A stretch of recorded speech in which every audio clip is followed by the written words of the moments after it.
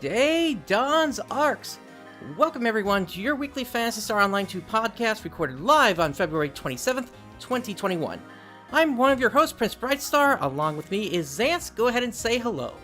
I actually completed a game for once. Hoorah! Congratulations! And this is... I rarely actually finish games. Yep, and you had a reason for doing that, which we're going to get into a little bit later here today. It's actually been kind of a slow news week overall, so we were kind of expecting that to happen, and so that's why one of the topics for today, which is going to close us out, is going to be taking a look back at the original Phantasy Star, as well as the remake that came out on the PlayStation 2. So that's going to be an interesting discussion because Xance was in charge of that one. I went through a playthrough of the original game, so we'll be talking about that later in the show here.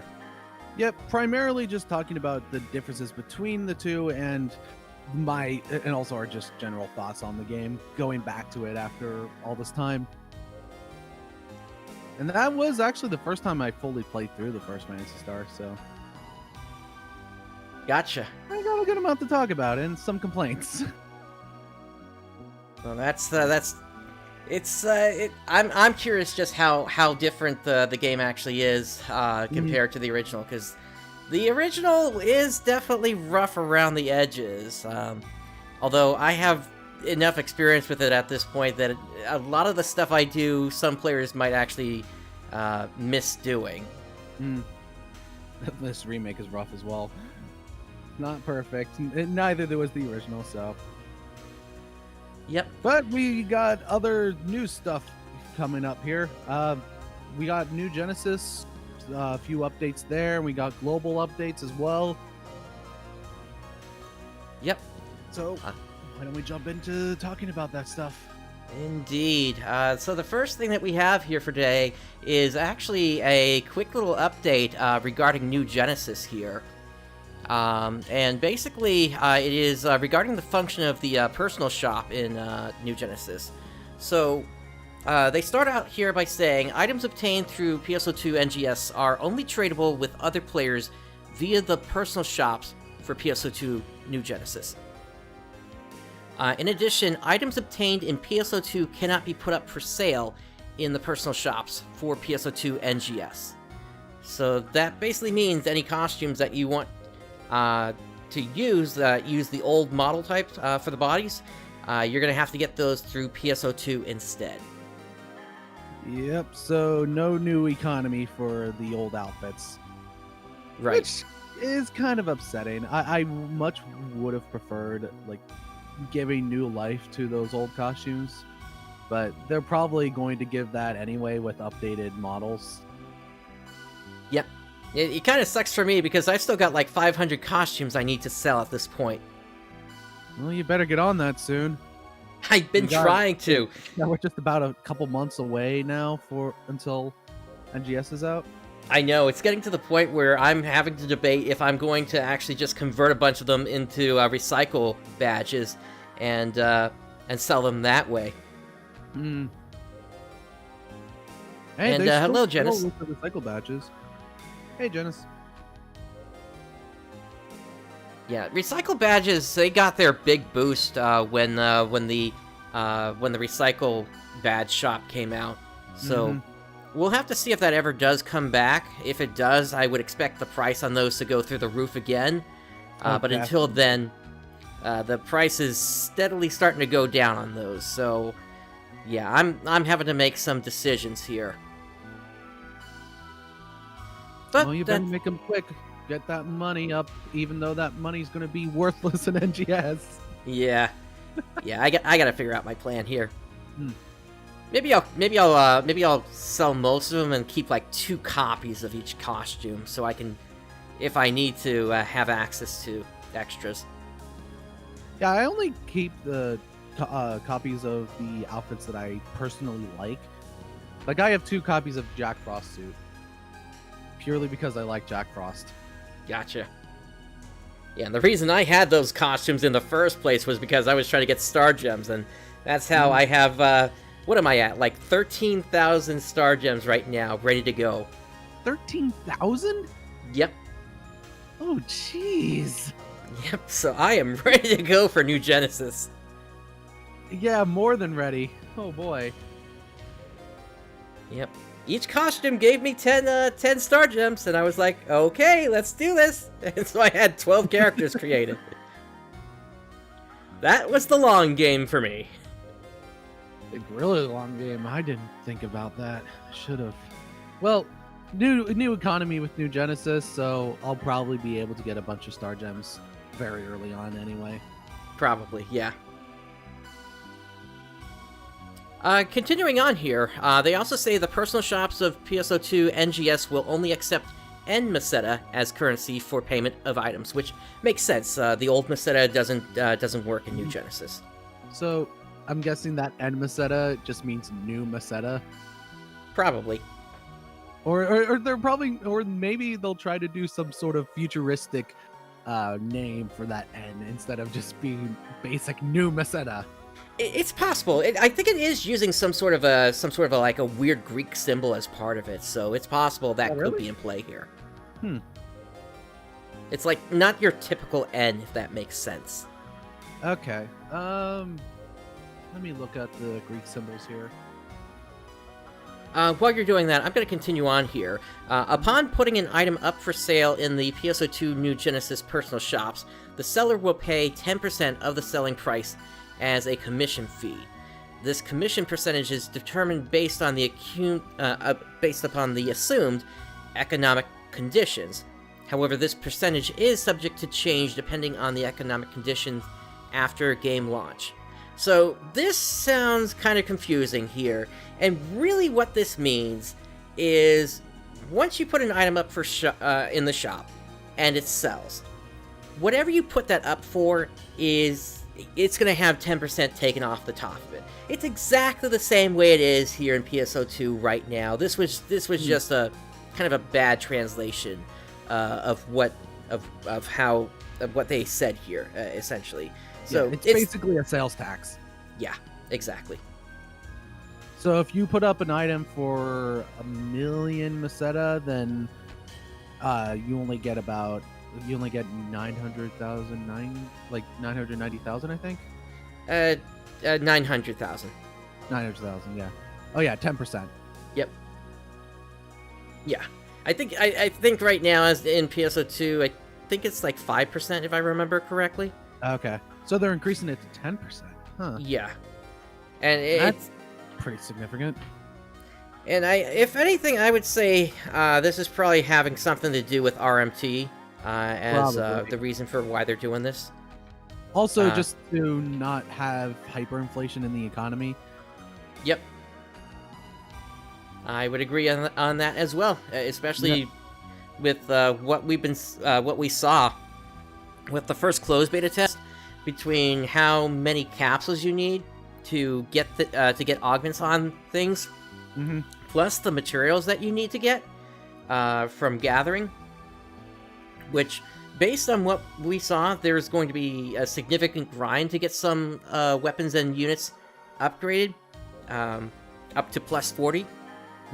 So it's if those items are sellable in the player shop, then yeah, the players that are constantly out there in the fields just gathering could end up making bank off of the materials that they gather if they're willing to forego giving if they're willing to essentially not have the newest gear first and instead sell those materials to other players. I think that will end up being me, because I like having money. I like being able to control stuff. So being able to get a hold on the market early on would be honestly the best thing to do. Yep. Unfortunately, I didn't see any players that actually were used in the player shop in any of the stuff I was looking at, so I can't confirm that they were actually able to sell that or not. So, well, there was really no point in doing the player shop in closed beta test. Right. There were some materials that could be gathered that you kind of really had to go out of your way to get them. So, yeah, and the real question is, it's really going to be a question. The harder to get materials usually sell when it comes to those kind of MMOs. Yep. So it's going to be a question of if they're even sellable in the first place here. Yeah, that is true. I mean, plus there's also the whole the question of selling AC items in the shops as well, costumes and things like that. Mm-hmm. Which, of course, that's going to be a major market. It's already a major market in PSO. Yep. Or PSO2. Yeah. No reason to change what they've got now. Mm-hmm. All right. Continuing on, AC scratch items that have a recommended icon will have higher minimum sale prices than other items in the personal shops of PSO2 NGS. So, yeah, that's pretty much every single emote. Yeah, it's basically going to make it so that certain items, basically it's going to make it so that if you're trying to sell an AC item, you're not going to accidentally list it for way too little. Or at least based on what Sega says it's too little. Sought-after ones. Say again? Especially the more sought-after ones, which the emotes are always the more sought-after ones. Right. If anything, I would expect that these are going to be set based on an item's type rather than individually. I think it's by the type, because the recommended items in the AC scratches currently, like, it's the ones that have that green mark right next to them. Yep. And yeah, usually the more like well sought after ones, which almost all of the emotes have that mark. Pretty much, yeah. The only ones that don't are the ones that you can get from fun, and the ones that you can get from spending star gems in the Fresh Find shop.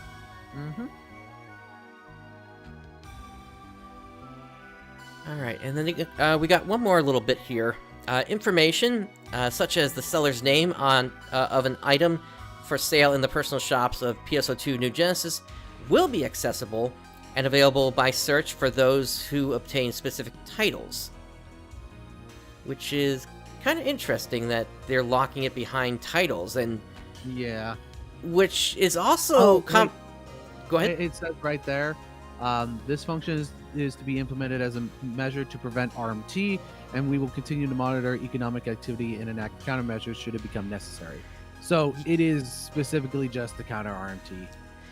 Yep, but I think this is also kind of shadow confirming a feature that we weren't certain if it was going to continue into New Genesis just quite yet, which was titles. So now there's going to be the question of, okay, how many titles do you need to unlock it, or is it just one title and you just have to go through a series of quests to unlock it, like the initial story quests or something like that? Yeah, because usually when it comes to RMTers, they just either skip the tutorial or they have to go through it if it's a new account, and then they just spam the same exact message in the lobby all the time. Pretty much.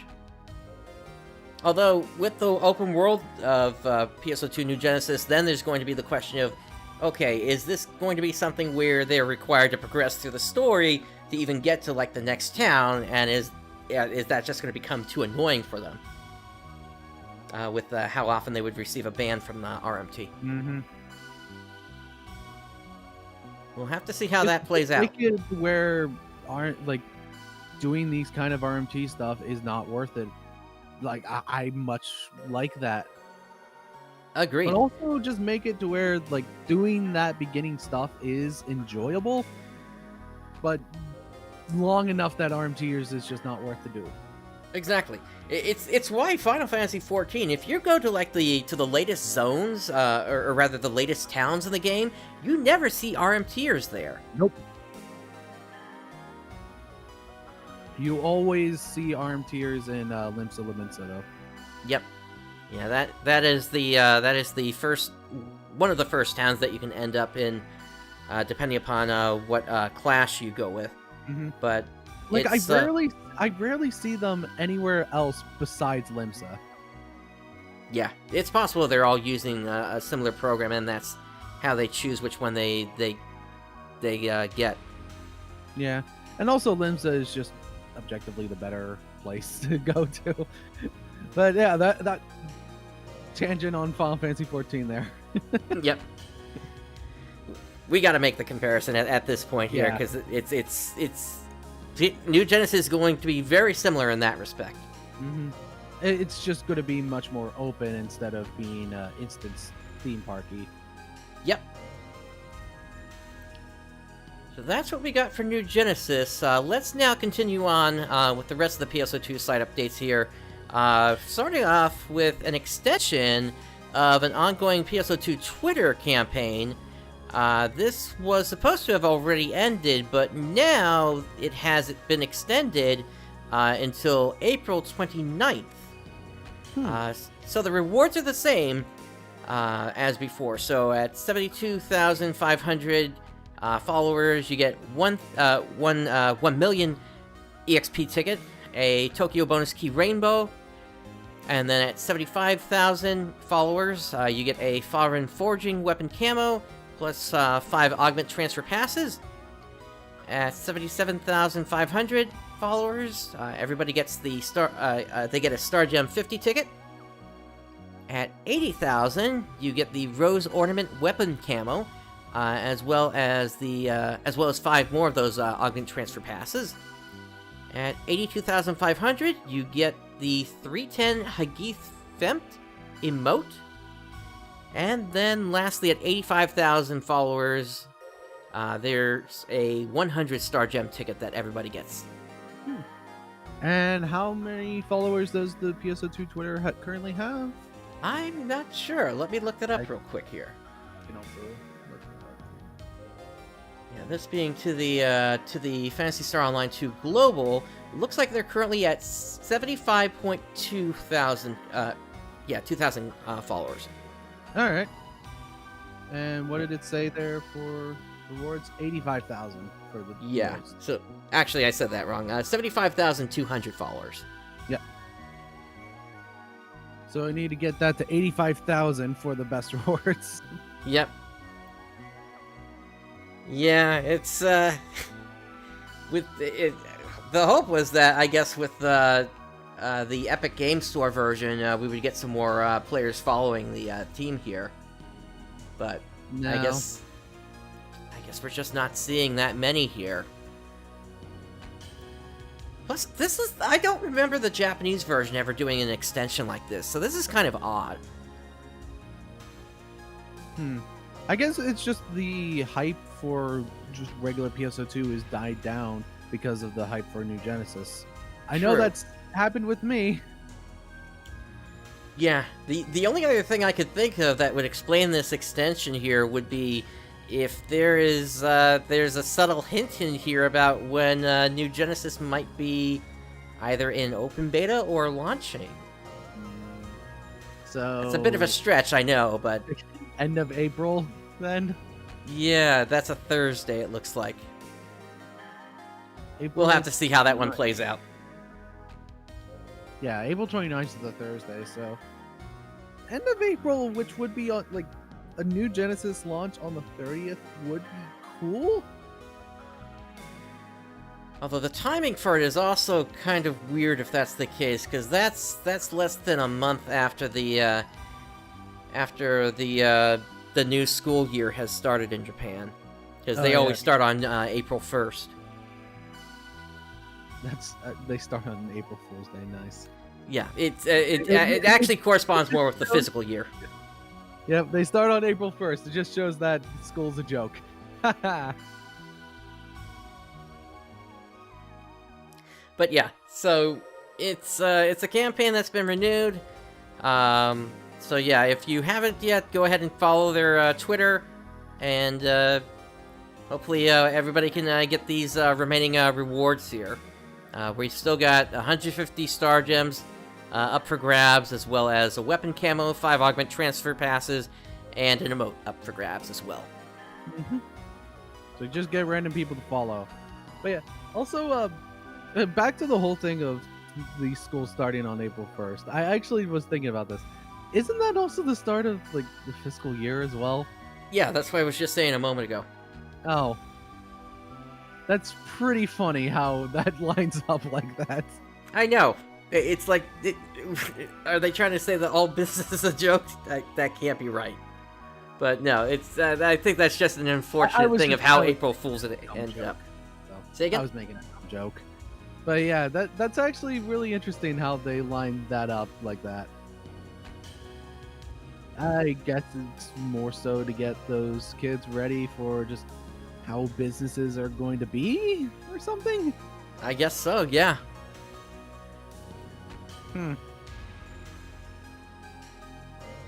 All right, let's move on to the other. Anyway, Go ahead. moving on here. Yeah. Let's take a look at the other PSO2 site update we've got here, which is this week's new AC scratch entitled ARKS Last Stand. You've got costumes coming in from the last chapter of the game here. So let's take a quick look at this here. Yeah, some story spoilers, by the way. Yeah, so we got the True Ensemble here, which is Matoy's outfit.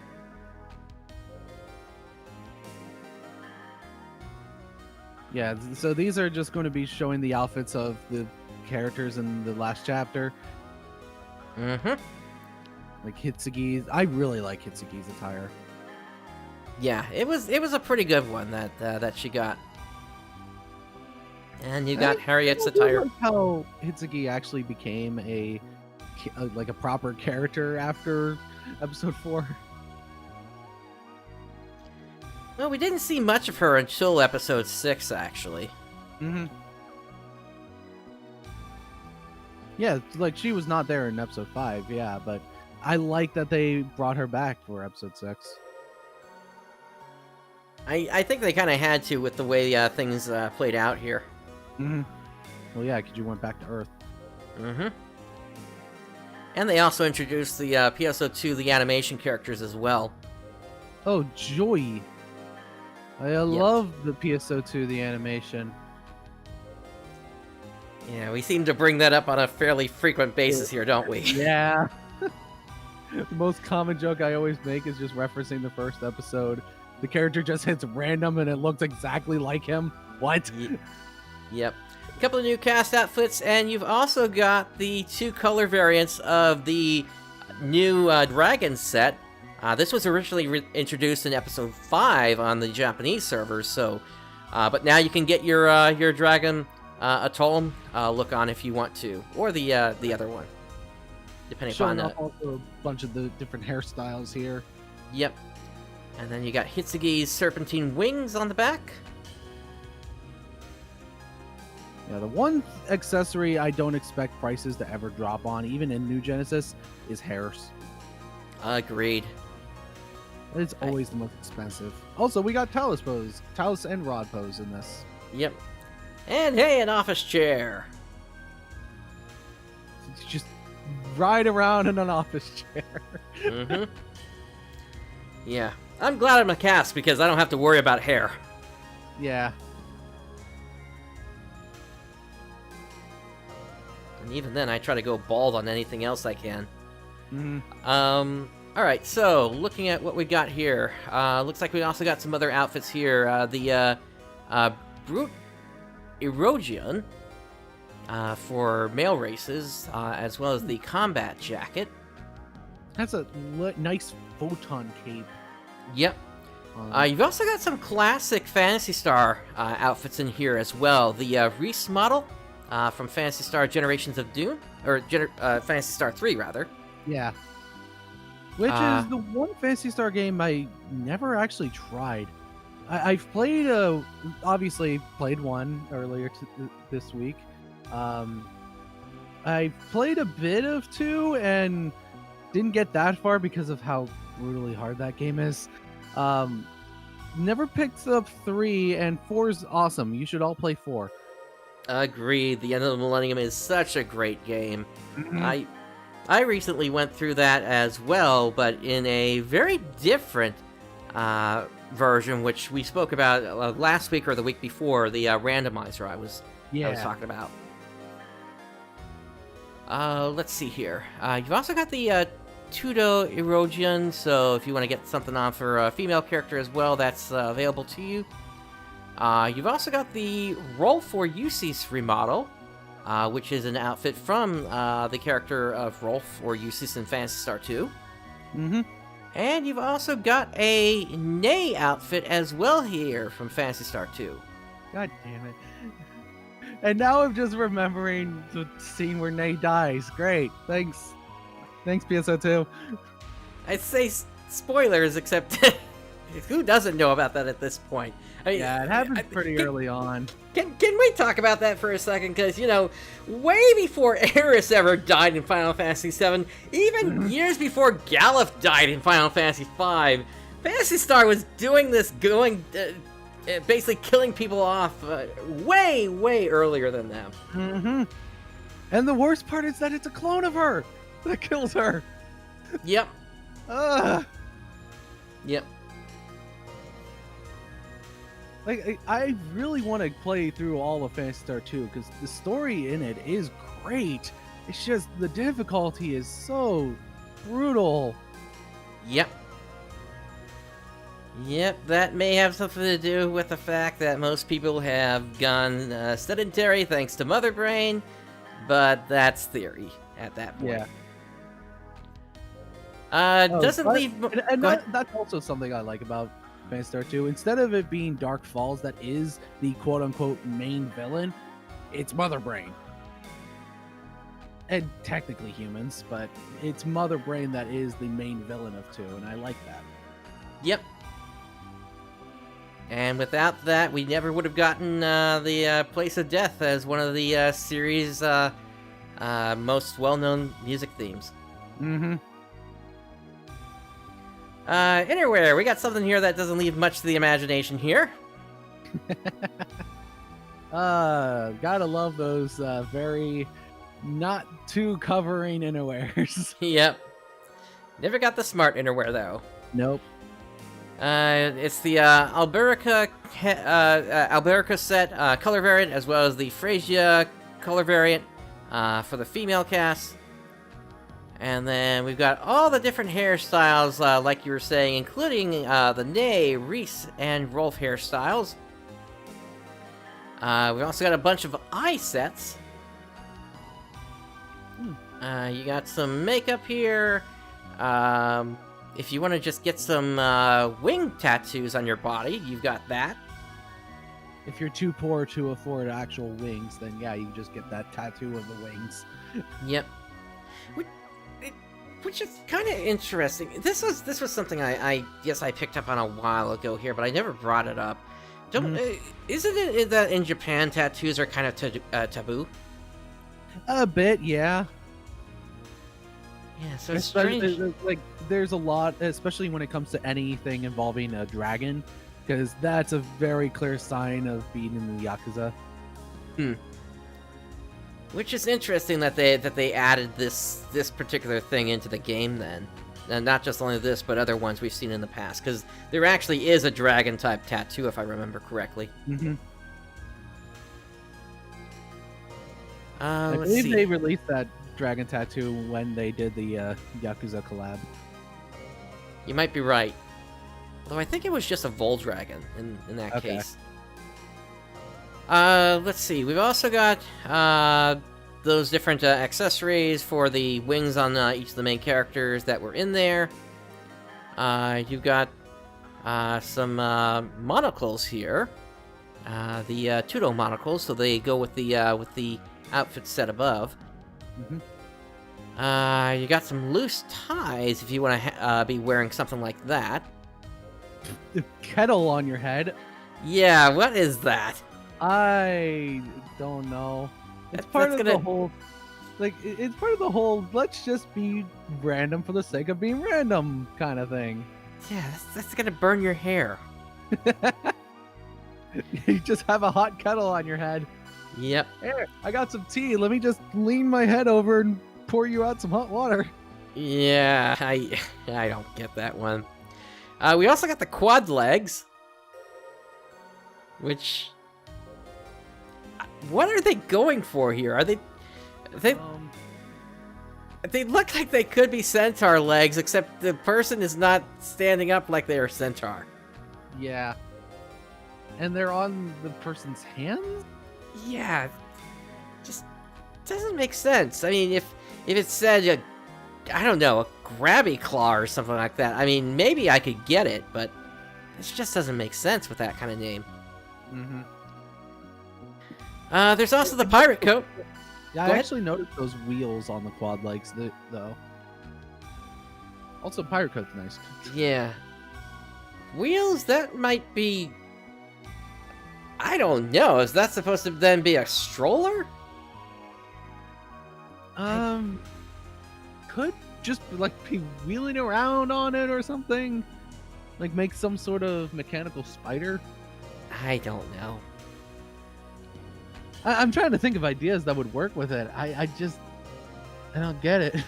Yeah, I think I'm gonna quit while I'm ahead here. Yeah.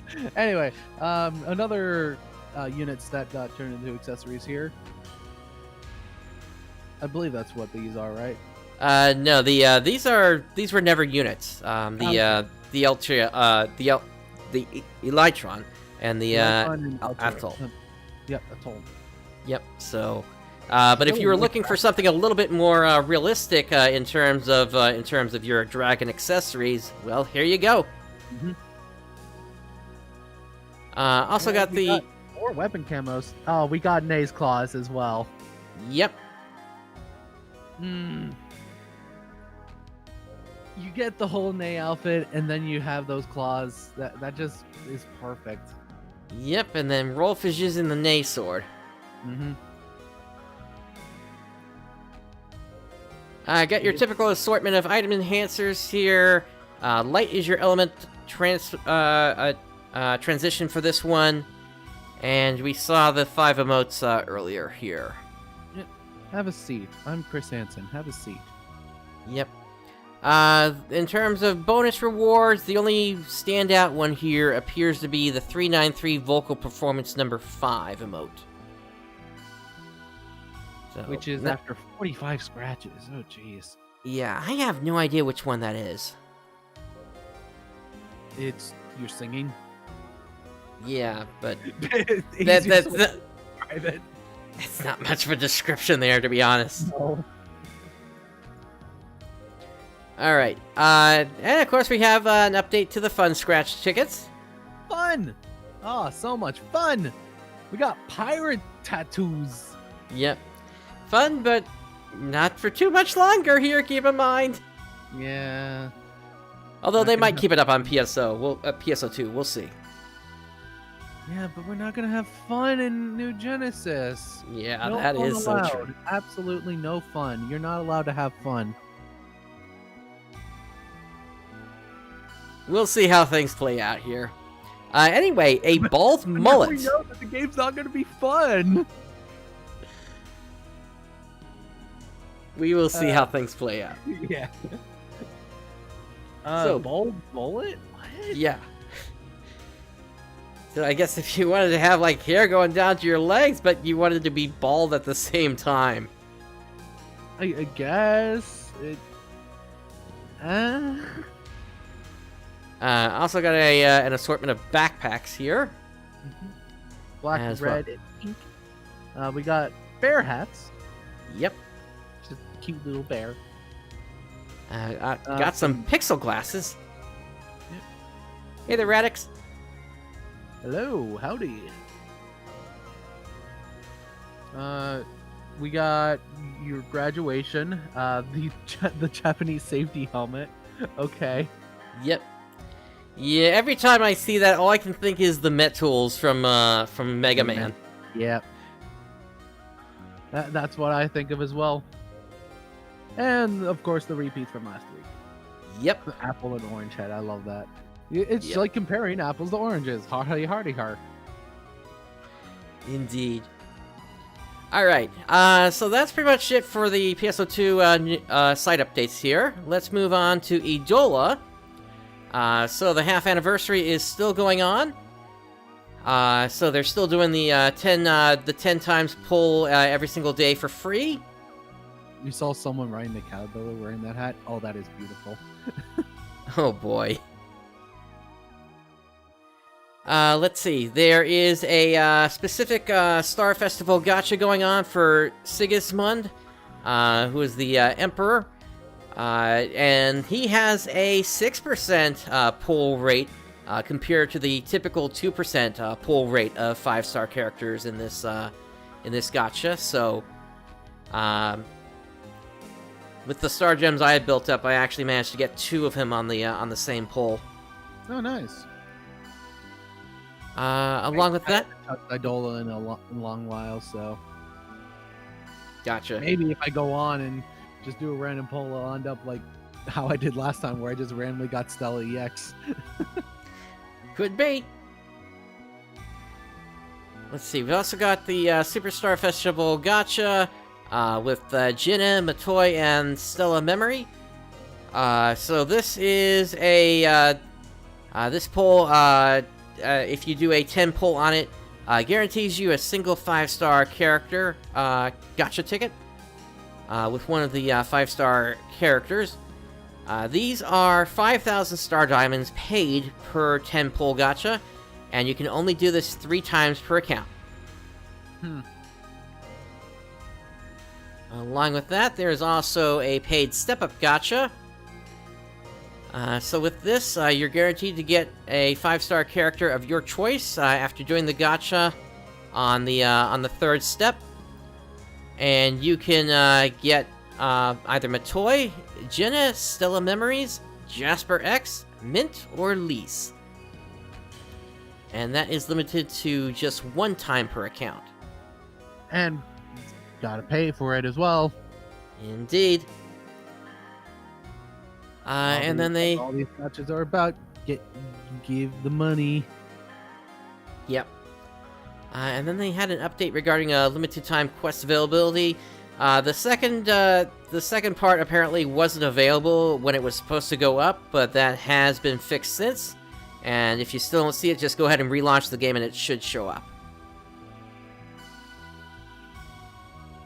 And then here is the Part 4 banner for the Idola half anniversary, which is going on.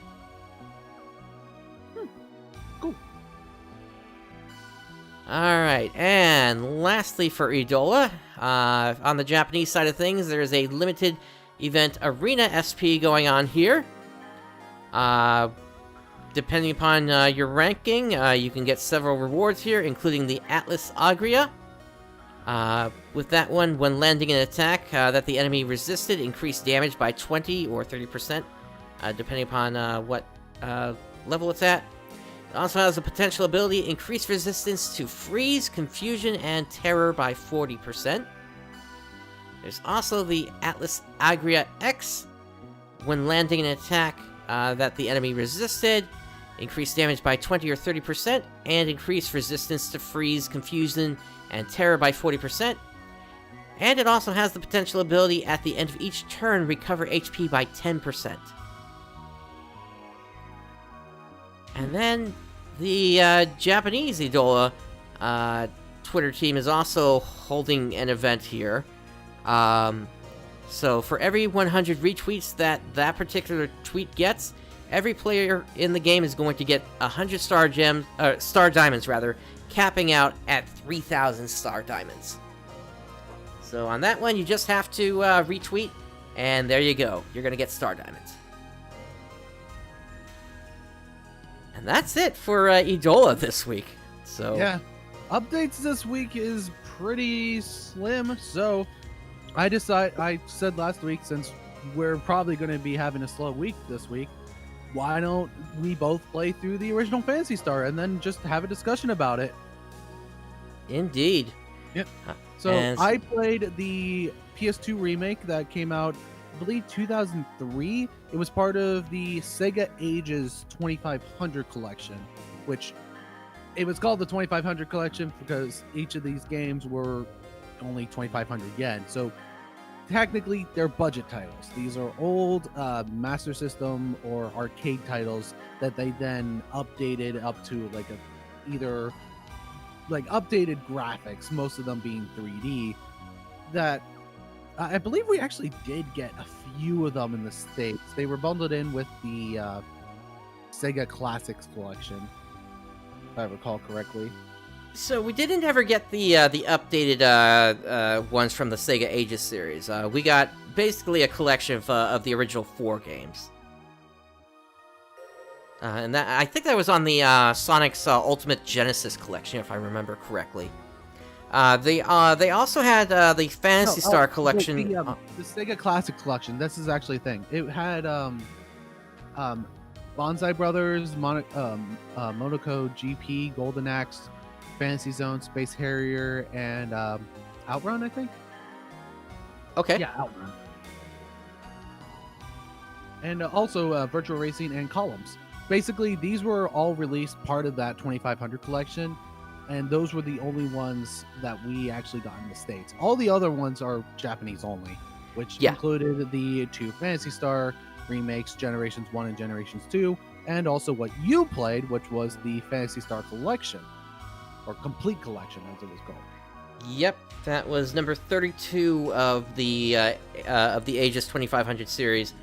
And it was basically a collection of every single game that took place in the Algol star system, plus the one that took place in Copto, which is technically outside, but it's still considered part of the classic era of the series. Yeah. So yeah, that has Phantasy Star 1, 2, 3, 4, along with the text adventure games. But something I actually found out about that collection, 1, 2, 3, and 4 have an English option. You just change what system it's for. Instead of having Mark III, you have Master System instead. Yep, or Genesis. Or Genesis, yeah. That's actually pretty cool. But with Generations 1, which was the first game to be part of this whole collection, it was a full-fledged remake of the game. In a way, it also added in a lot more things and changed a lot of how the combat is. So,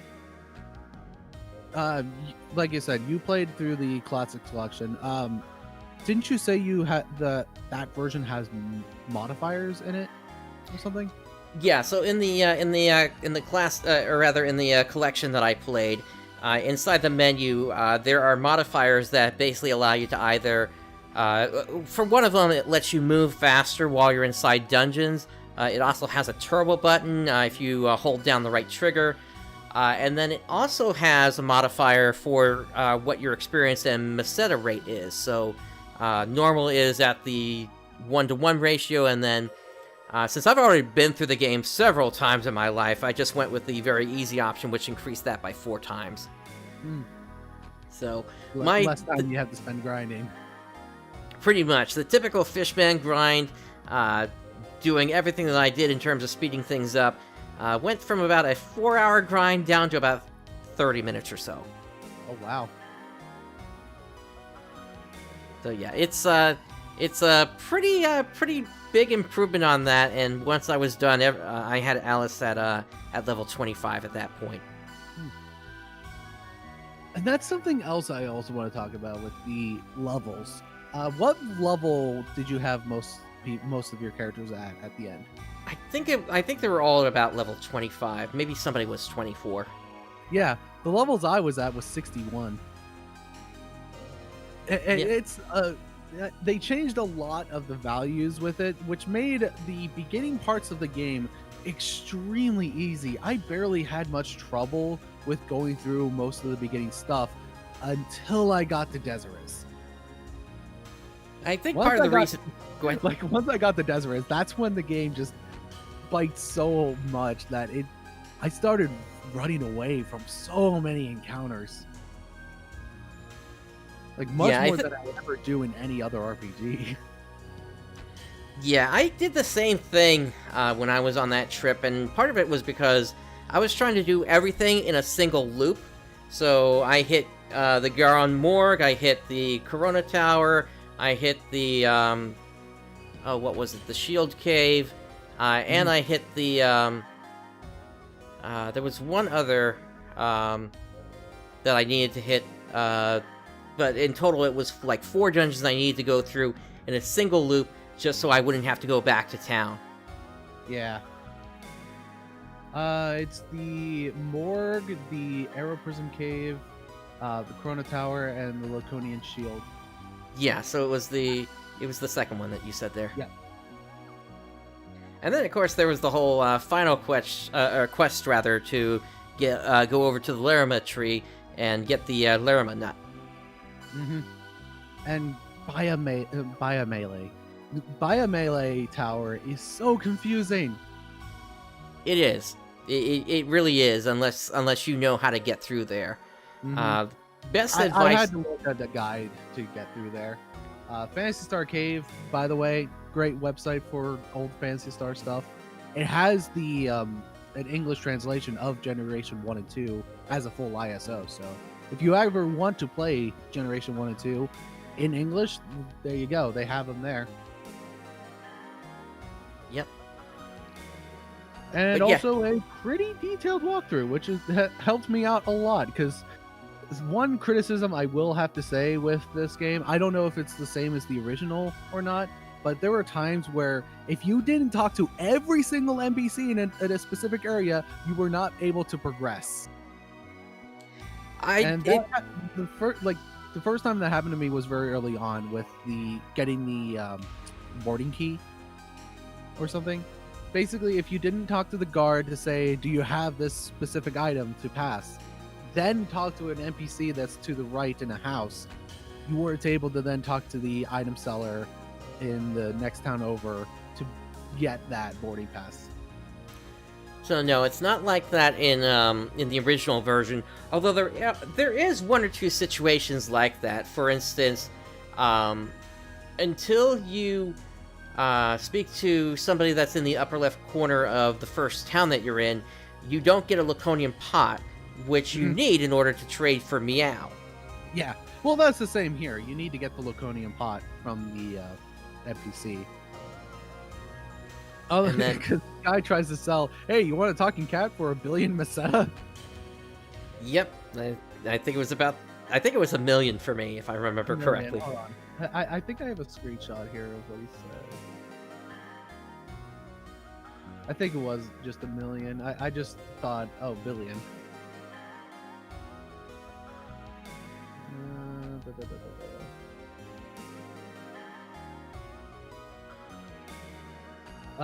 No, he said 1 billion Meseta. Want a talking cat for 1 billion Meseta?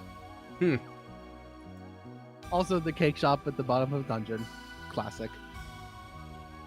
Yep, that is where that, I guess, meme started, which, or I guess, standard thing in the series started. I mean, it became a joke even for players that were playing Destiny, just how similar Destiny was to Phantasy Star Online, and I think we've shown that before. Yeah, we did. It's so similar, but the one thing that sets it apart is that it doesn't have a cake shop. Mm-hmm. Yep, that is for certain. So, I do want to talk about some of the positives with the combat. So, in the original, you have the combat where you only have one enemy that shows up, and multiple times where, like, it'll have different HP bars on the right side for the different enemies. So that's showing that there's multiple enemies there, but so like what's showing there with the Nessie, there were 2 HP bars on the right side showing there were 2 of the Nessies. But the way that the Generations 1 does it is you'll have multiple enemies showing up on the battlefield at once, and you can individually target each one as well. But that also means you'll end up with groups where you'll have 3 of one enemy, then 1 of a different enemy. And sometimes that can make the game pretty easy, so you can then target the strongest enemy first and just get rid of them to then easily pick the other ones. Or it can make the game pretty hard, because then you'll end up with 2 enemies that are incredibly powerful, and they'll just completely wreck your shit. Yep.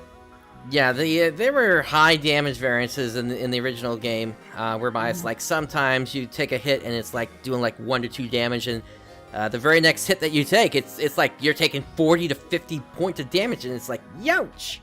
Yeah. It's not like it's a different kind of attack. Yep.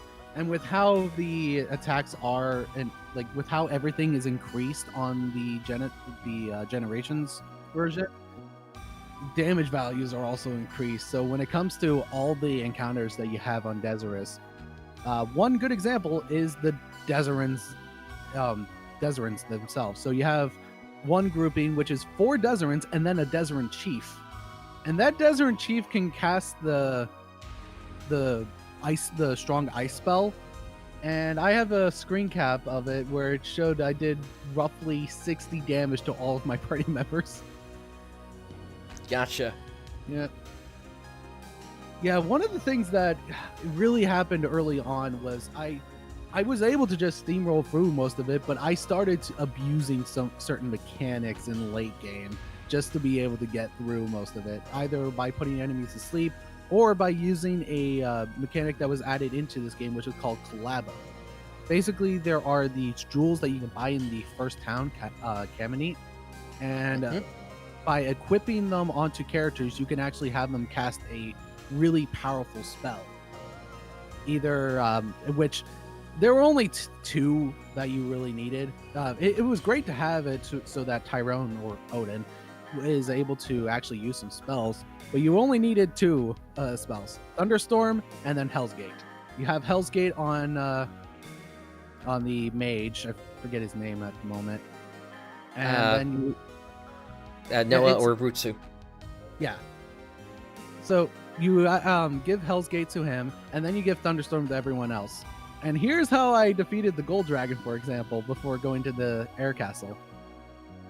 Thunderstorm, power up Tyrone, attack, and then just use a spell. And then just wail, just constantly wailing them. Once the paralyzed status goes off, do Thunderstorm again, and just wail. Gotcha. It is so easy to cheese the end game with just that kind of stuff, that it makes it to where the final boss with Dark Falls was pathetically easy, purely because I had just used Thunderstorm and then Hell's Gate for big damage and then just destroy. Gotcha. Yeah, there wasn't any sort of cheesy mechanic like that. It was more the only way to get through some of the battles is you really need to look at using set damage, or rather spells and attacks that would do a certain number of damage every single hit in order to get through some of those battles. Like for instance, the way that I was getting through battles is I would cast fire with Ellis. Meow, I would just have to have them attack unless they were healing that round. Odin was going to use the laser gun. That did 20 damage per hit. And then, depending upon how many magic points they had left, Noah or Rutsu would use either fire or wind himself, doing somewhere between 20 to 30 damage, depending upon which one. And then if it was a whole group of enemies that were attacking, like 8 of them, then I would break out Thunder at that point.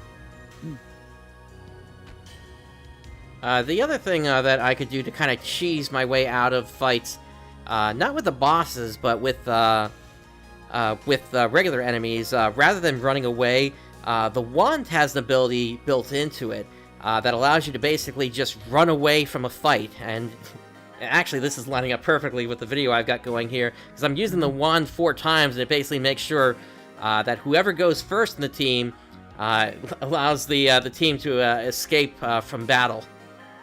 It's pretty much the same thing as Alice's escape spell. Yep. So yeah, it's yeah, there's a lot of stuff about this game that if you don't know how it works, you're never going to know that this game could be made a lot easier if you want to. Mm-hmm. Like the Black Dragon, which is the hardest of the ancient dragons. If I didn't do that Thunderstorm cheese, he would one-shot me. No joke.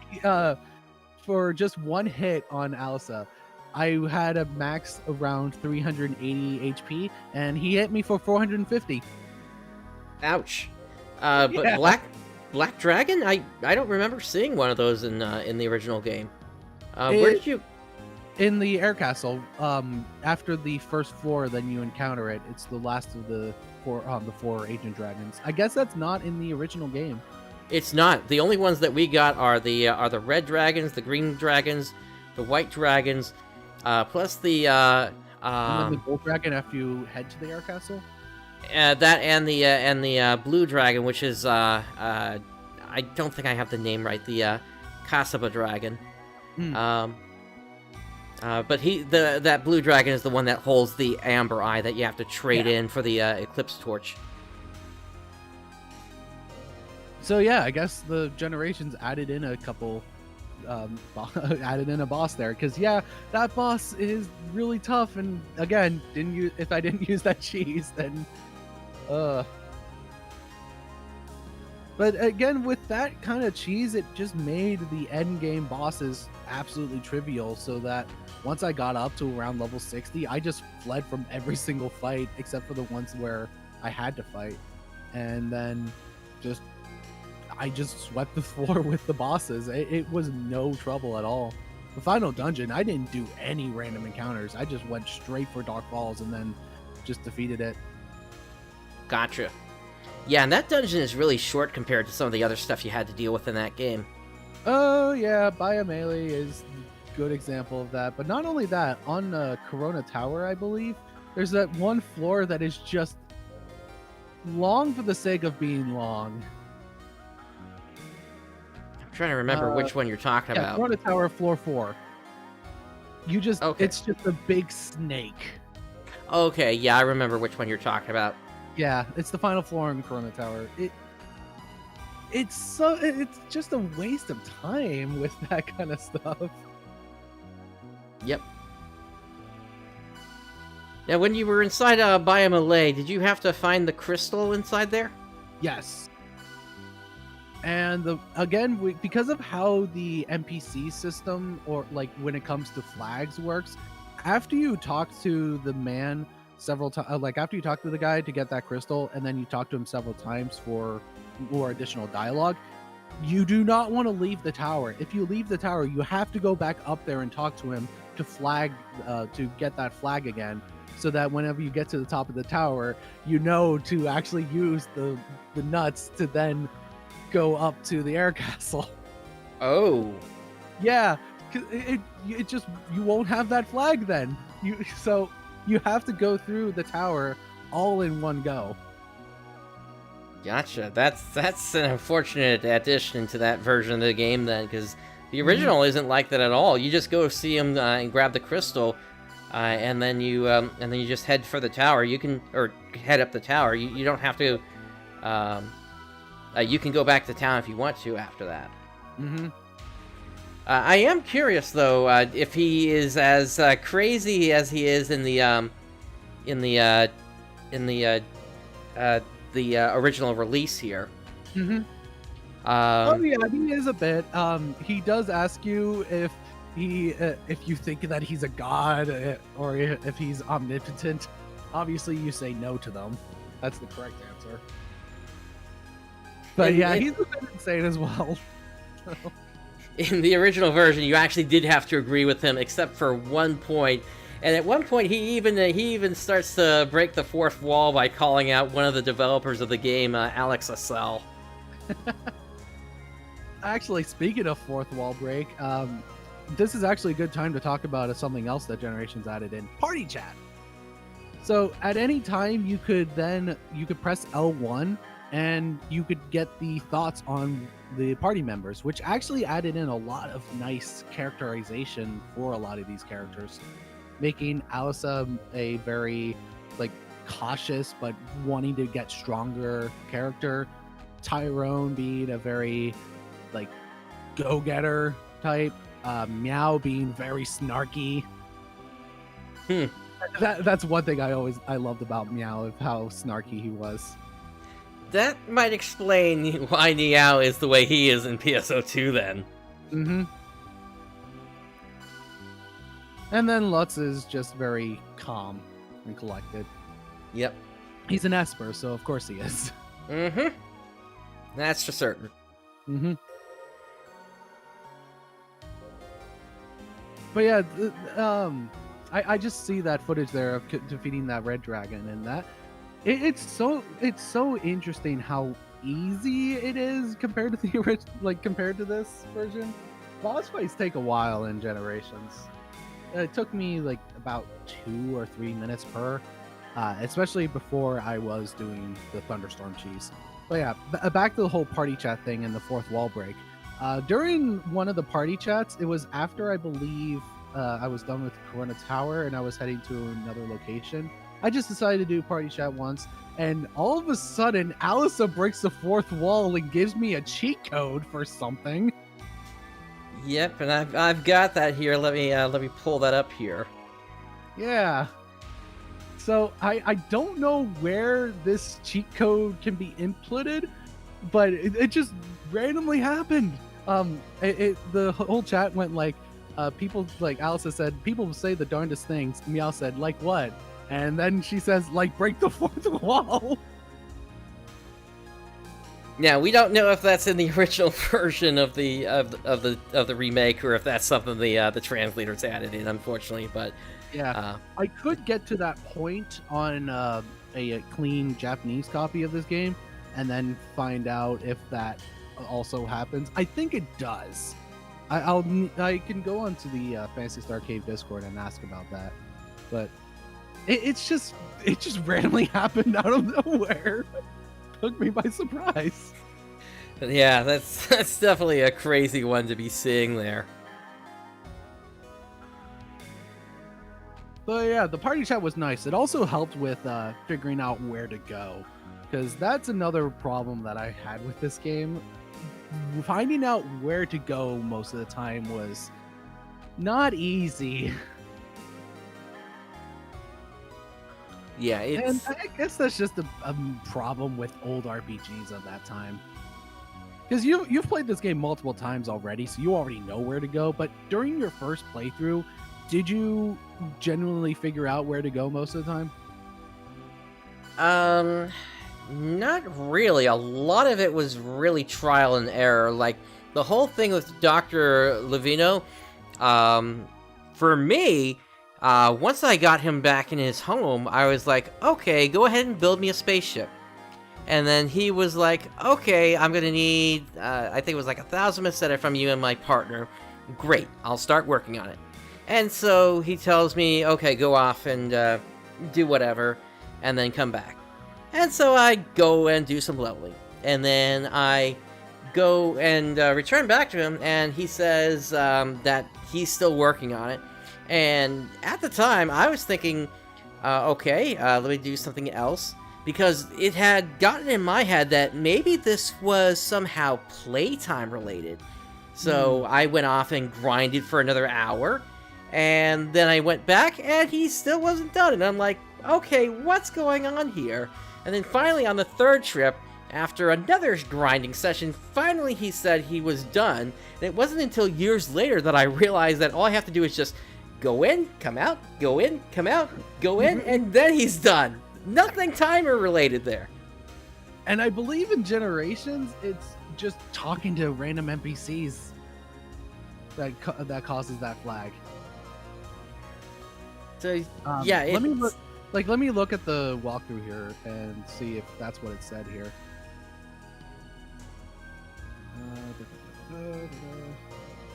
I think it was just you had to talk to random NPCs after you did that, and then you were able to then go on the spaceship.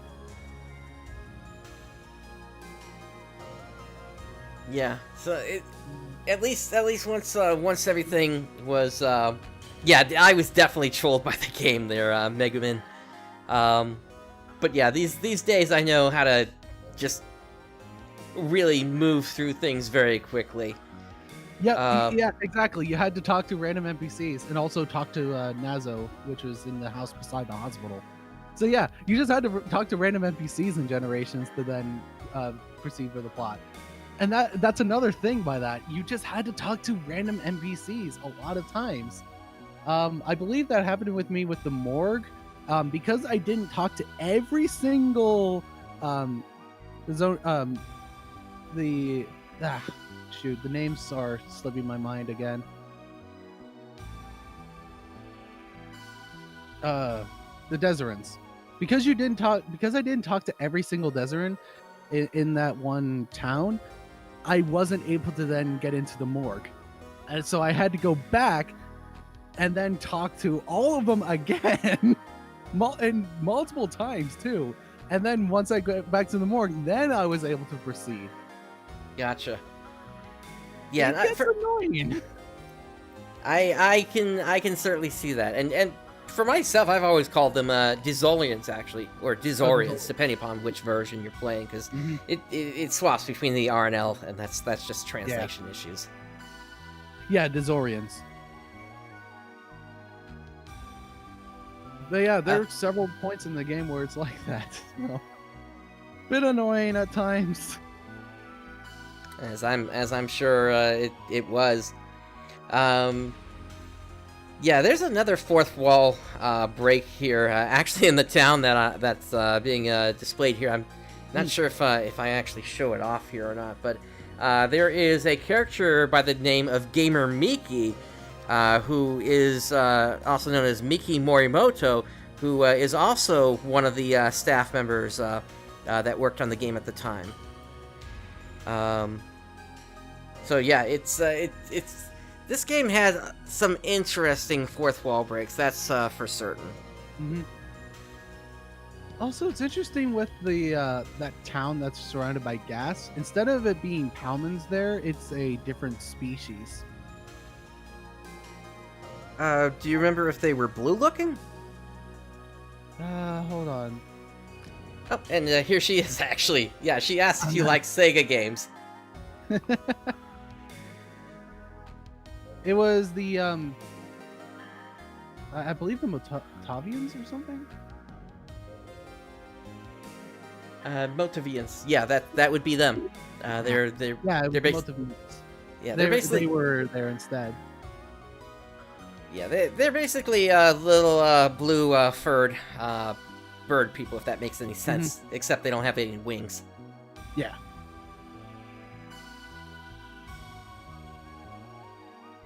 So yeah, it's they do show up in this game, but they show up more in combat with you than in other places. And whereas in fact, for Generation, you actually have them as NPCs in 2 different areas. Yep. In this version, it was they ended up being your best source of Meseta if you happen to come across a group of 8 Barbians. And Meseta was also really easy to get in Generations. I know with this game, when it comes to any kind of fight, whether an item drops or Meseta, it's always shown as a chest. Can those chests that drop from enemies contain traps? Yep. Yeah, there can either be an arrow trap, which damages one character, or there can be explosive traps, which damages the whole party.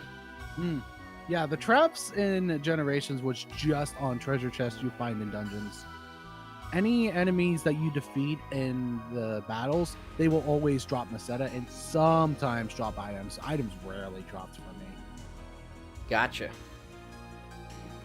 But item storage was not an issue for me. I believe every character is given several items that they can hold on to, which includes their weapons and armor. But I never had trouble with carrying any of the items, especially the key items that are needed. I think I still had the Motovian and Dizorian rings on me, which allowed me to talk to those NPCs. Oh, you get rings to talk to them? Yep. Okay, that's different from the from this version. In this case, you can just talk to them. There's no difference in terms of the language. Now that would kind of go in play with what we see in the future of the series, though, whereby that was required at least for the Dizorians in Phantasy Star 2, whereby either you needed the Magic Hat or the Magic Hat, depending upon if you wanted them to tell the truth or if you wanted them to lie and increase their prices on you. And from what I told, it's really easy to get the lowest price from that. Yep.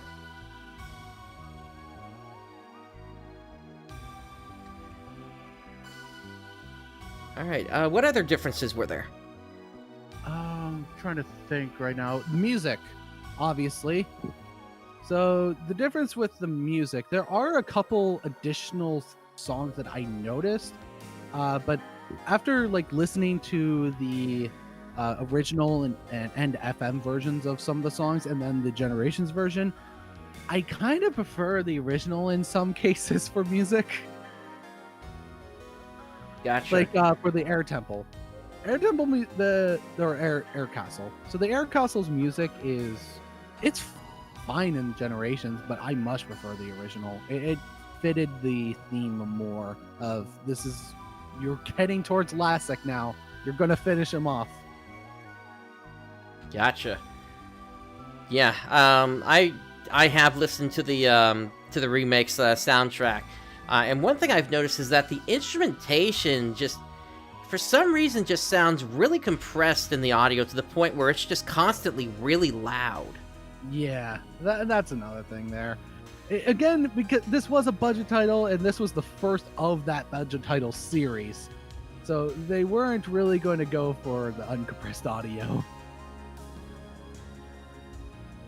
And that makes sense. Some of the songs are fine. I like the battle theme, but since I listen to that battle theme all the time, obviously, and I also like the Deseris theme. But most of it was like the dungeon music. I much prefer the original for the dungeon music. Gotcha.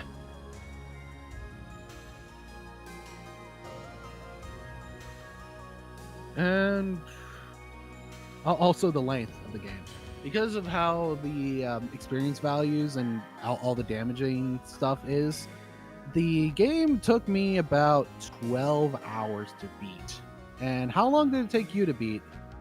Well, because I had the experience booster on, it took me about 3 to 4 hours. So yeah, a lot short. 4 hours.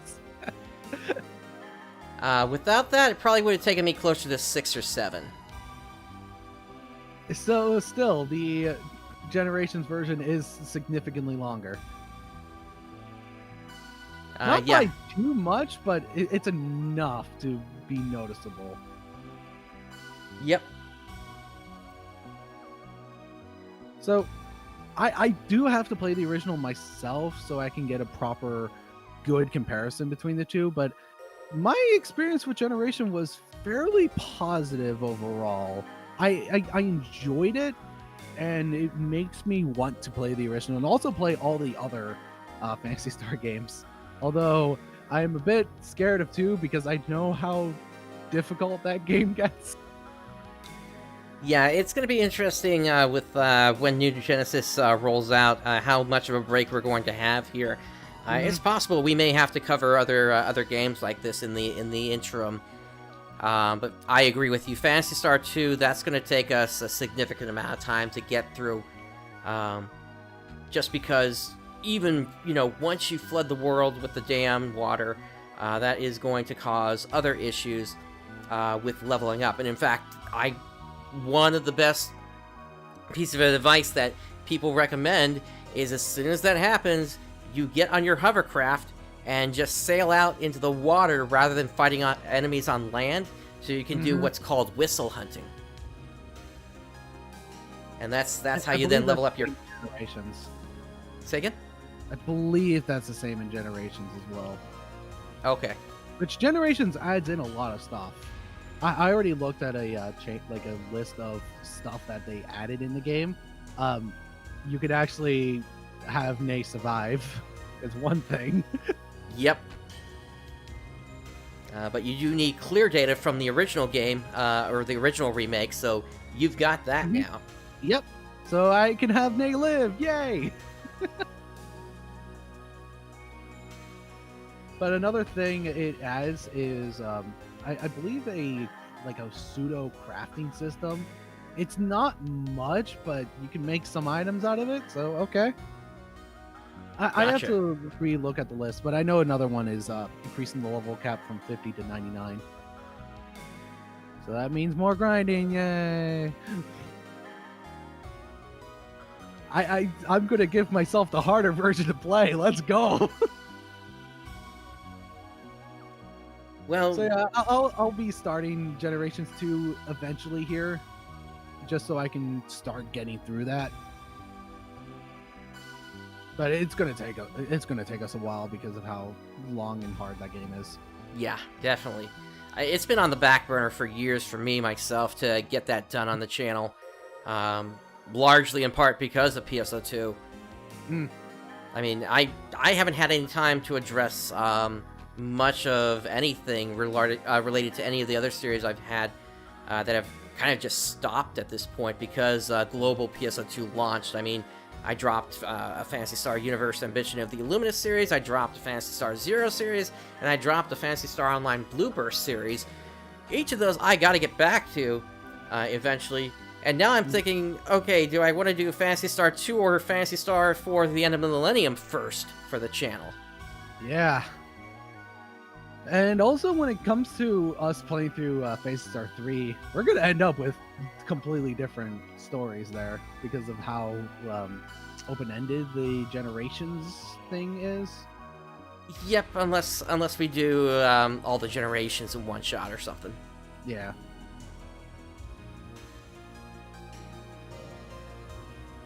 And then there's all the tech. Go ahead. I haven't heard many good things about Phantasy Star 3. It was done by a different development team. The one good thing that comes out of it, though, is the music by Ippo. Alright, that's good. Can always count on good music. Yep.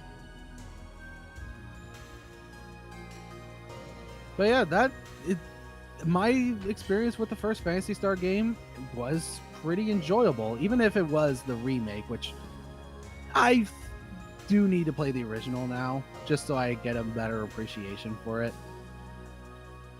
Yep, and I need to go through a playthrough myself of the remake. Yeah. Well, we did one playthrough of each, so let's swap it again. Well, I think we should wait a little bit before we go down that path. Maybe we'll look at that next year or the year after. Yep. I'll get back to it eventually. Same with Phantasy Star Generations 2. That is my next game I'm going to complete, I hope. All right. Yeah, this was a fun thing to play through, and I'm glad to finally say, oh yeah, I played through Phantasy Star 1. Yeah, but this is gotta be like, well, it's kind of, for me, it's kind of a different situation because I've been through it many times in the past, and it's I once again went with my speedrun method here to get through it. So actually, this is a question I should ask you. Were you required to kill Medusa? Yes. Okay, so in the original version, you are not required to kill her. So I had left the game in a state whereby Lasik and Dark Falls were dead, but Medusa was still roaming around. So you never got the axe? Right. Oh wow. The axe is there's no point to the axe when you just grab a laser gun for Odin. True. Or Tylon. Where I didn't have that, so the Laconium axe was actually my best weapon for Tyrone. Gotcha.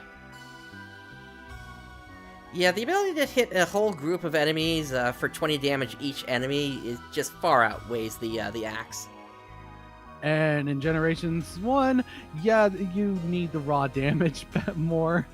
Low damage like that just will not take out enemies at all, especially in late game. Gotcha.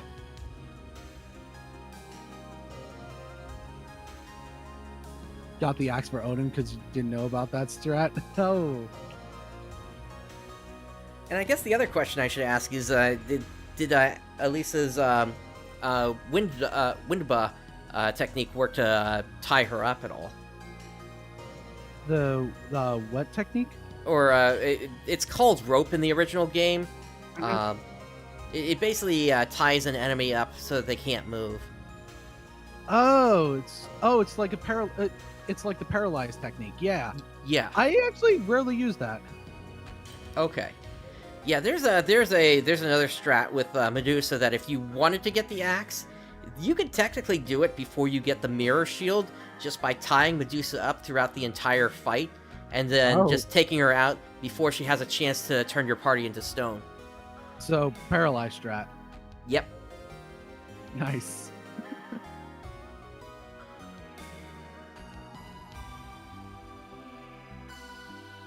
But yeah, I think this was So a... yeah, but all the like items that I think are optional in the original game are not optional in this game. Understood. Yeah. Everything that it's because of how the flag system is in this version. Sounds like it could get annoying pretty quickly there. A bit.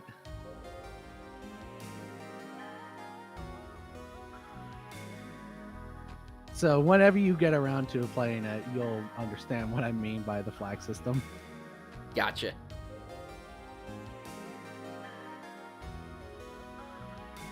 All right, I think that covers everything we wanted to talk about. That unless you wanted to bring anything else up here. Not that I can think of. I'll just say, play the original Phantasy Star. It still holds up. Indeed. And the remake at least did, I guess it did flesh out some more elements than what was seen in the original. Yep, especially for the main characters. I really loved how snarky Meow was.